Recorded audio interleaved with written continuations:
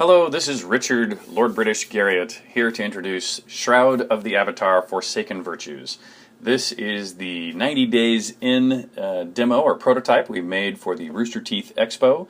As I noted there, we're only 3 months after the end of our Kickstarter, where we've taken the early prototype that we built with off-the-shelf tools and art, etc., and I'm now building the real game. So we're 3 months into an 18-month schedule, but we would like to show the community and everyone the game in progress as we're building it, but please keep in mind the early state of our evolution and as we and judge features appropriately, shall we say.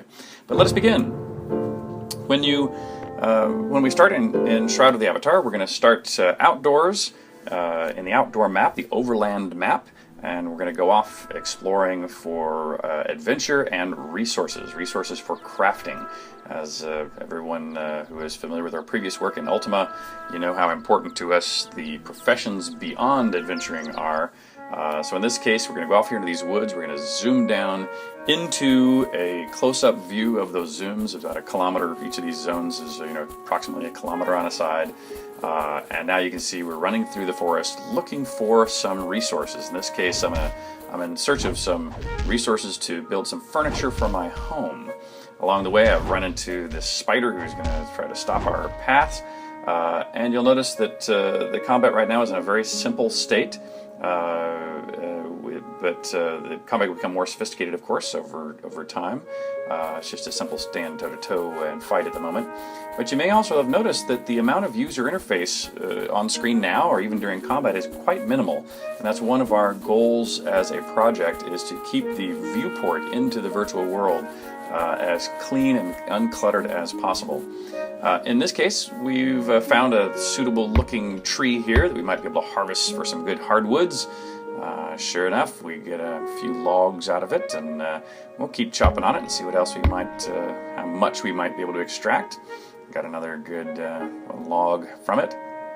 Here we are on our third time, and like there, that seems to have taken the tree down, so that's our indication that that's about as much resources as this particular tree is going to give up on this path. So now we'll go back to the outdoor map and head back into town to see what we might be able to make with the resources we've just acquired. Stepped over to the village, zoomed down into the village. Here we are above a little town called Owl's Head.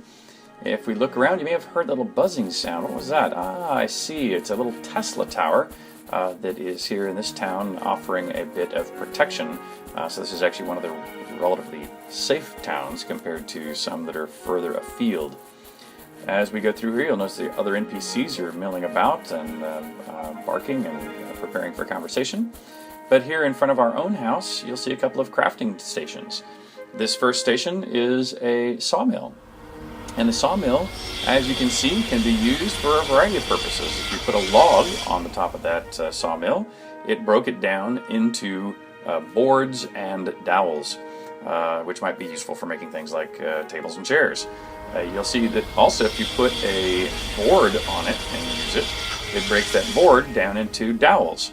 And depending on what resources you might need to build things out of, you would set up that crafting table differently.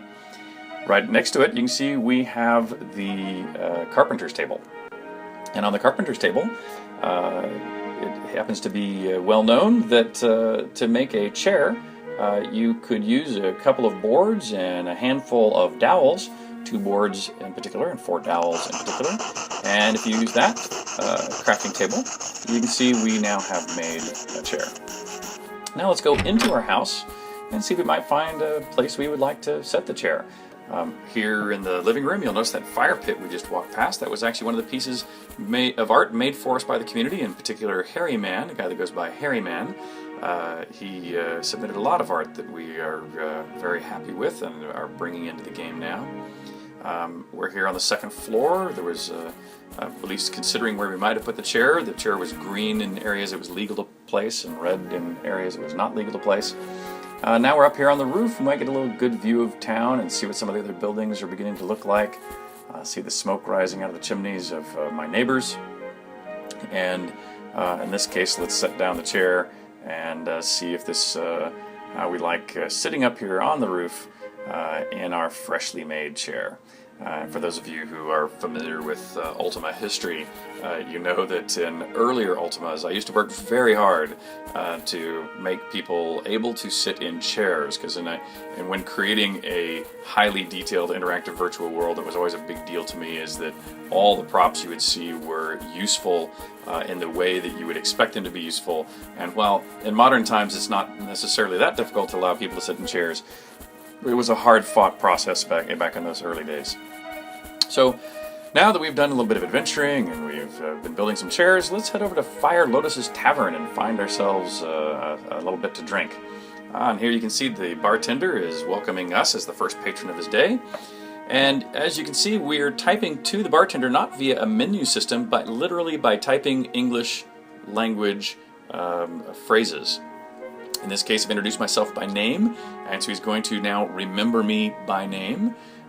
He told me what was on tap. I said I'll have a beer. He says he's going to bring down a new keg right now. In fact, at this point, I'm going to tell the bartender a little bit about what I've been doing. Say, hey, I've been making some chairs and got thirsty. And the bartender responds by saying, hey, you know, we could always use some comfortable chairs, but not like that throne of bone that I've heard about.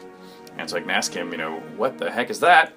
And he says, well, you know, I tend to hear things in this bar, and there's a dungeon nearby.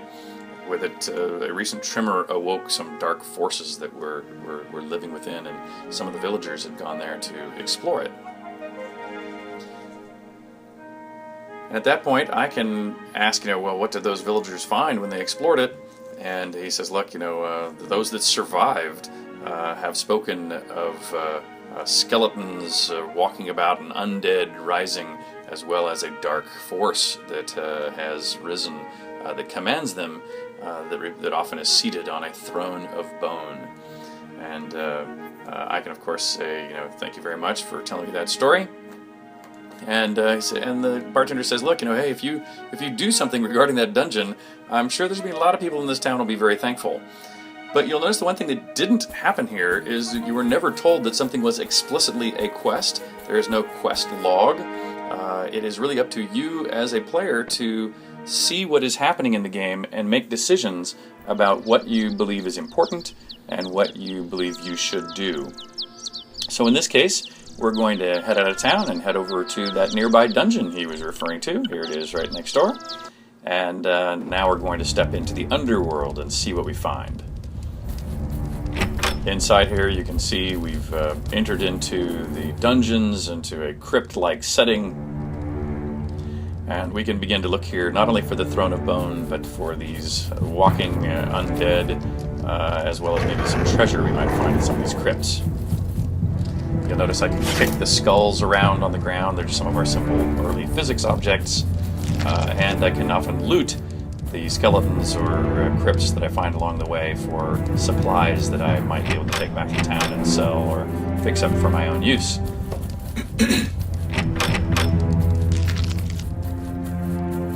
As I explore a little farther, you can see I'm still finding some treasure here and there. But I see in some of these side crypts the walls are being burst out and some of those skeletons are being delayed chase. But today, instead of stopping to fight them, we'll try to see if we can make it through to the deeper recesses of this pit and try to find the malevolent force that is driving this evil and perhaps recover that throne of bone to put in my own home. As I proceed down, in addition to the undead, you'll see there's plenty of spiders and spider webs and bodies laying about. But in addition to monsters to fight, there are often puzzles to figure out as well. And here in this room, across the room was a gate that won't be opened, and I can't actually finish until I solve a bit of a puzzle here. But along the way, I continue to find little bits of loot. And this puzzle is a puzzle about torches, where you have to turn all the blue torches to red. Each torch changed itself as well as its neighbors. In this case, I knew the solution, so I'm trying to run through here to get you as far into this experience as possible. Another kind of puzzle here, the spike traps to wait until the spikes go down before I can run across. There's a doorway here that was filled in that I can bust down, and that lets me into the final chamber here, where up on the top of that dais is the Grand Lich, who is in fact in charge of this deadly place. I can run up here and have a little combat with him. Again, this is still very early combat. Later on, he'll have, of course, much more sound effects, the ability to cast magic, be a much more interesting combat, but you can begin to see is the beginning of the way this would take place.